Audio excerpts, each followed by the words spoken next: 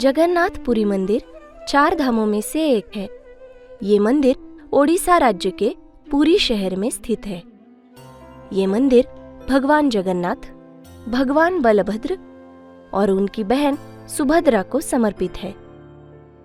इस मंदिर से जुड़ी कई आश्चर्यचकित कर देने वाली बातें भी हैं। जैसे इस मंदिर में स्थापित मूर्तियां नीम के पेड़ की लकड़ियों से बनी हैं, जिन्हें 8, 12 या 19 वर्षों बाद बदला जाता है। इस मंदिर को भक्त हजारों की संख्या में भेंट देते हैं और उन सभी के लिए प्रसाद बनाया जाता है। विशेष बात यह है कि इस प्रसाद का एक भी कण न तो व्यर्थ जाता है और न ही कम पड़ता है। इतना ही नहीं, मंदिर के शिखर पर जो झंडा है वो हवा की विरुद्ध दिशा में लहराता है।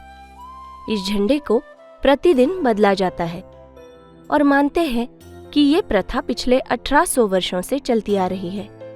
ऐसा भी कहते हैं कि अगर एक दिन भी इस झंडे को बदला नहीं गया तो ये मंदिर अगले 18 वर्षों तक बंद हो जाएगा। इस मंदिर के ऊपर से आज तक एक भी पक्षी या विमान नहीं गुजरा। इस मंदिर पर एक चक्र स्थापित है जिसे नील चक्र कहा जाता है। ये चक्र अष्टधातु से बना है जिसकी ऊंचाई 11 फीट 8 इंच है। नील चक्र की विशेषता ये है कि हम इस चक्र को किसी भी तरफ से देखें तो वो हमारी ओर ही मुंह कर खड़ा दिखता है। जब भक्त सिंहद्वार से मंदिर में प्रवेश करते हैं तो समंदर की लहरों की आवाज आना बंद हो जाती है और वो सिर्फ मंदिर से बाहर निकलने पर ही सुनाई पड़ती है। इस मंदिर के निर्माण के पीछे एक कथा प्रचलित है। आइए सुनते हैं ये कथा। पौराणिक कथा के अनुसार सत्ययुग में इंद्रद्युम्न नामक एक राजा थे जो भगवान विष्णु के निस्सीम भक्त थे। अपना स्नेह भगवान विष्णु के प्रति जताने के लिए उन्होंने एक इच्छा प्रकट की, जो ये थी कि वो भगवान विष्णु के लिए एक मंदिर बांधना चाहते थे जहां वो भगवान विष्णु की मूर्ति को स्थापित करना चाहते थे। परंतु उनका एक संदेह था कि भगवान की मूर्ति का आकार क्या होगा, और इस संदर्भ में उन्होंने भगवान ब्रह्मा से मदद मांगी। ब्रह्मदेव ने उन्हें ये सलाह दी कि वो स्वयं भगवान विष्णु से ही इस समस्या का समाधान मांगे। ब्रह्मदेव के कहे अनुसार राजा ने ऐसा ही किया। उन्होंने भगवान विष्णु की कड़ी तपस्या करना शुरू किया। एक रात भगवान विष्णु राजा के सपने में आए और उन्हें ये सलाह दी कि वो पुरी शहर में जाकर दरिया किनारे पड़ी एक नीम की लकड़ी लेकर आए और उसी से मूर्ति का निर्माण करे।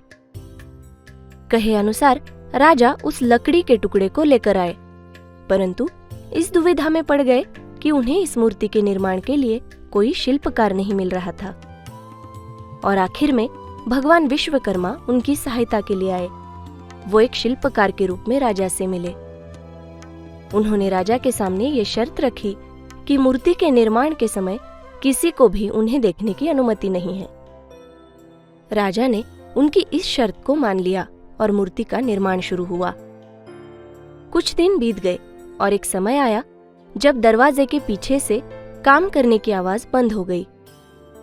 आवाज बंद होने के कारण राजा चिंता में पड़ गए और परिस्थिति की जांच करने के लिए राजा ने जब दरवाजा खोला तब उन्हें अंदर कोई दिखाई नहीं दिया सिवाय अधूरी बनाई मूर्तियों के। वो मूर्तियां थी भगवान जगन्नाथ, उनके भाई बलभद्र और उनकी बहन सुभद्रा की।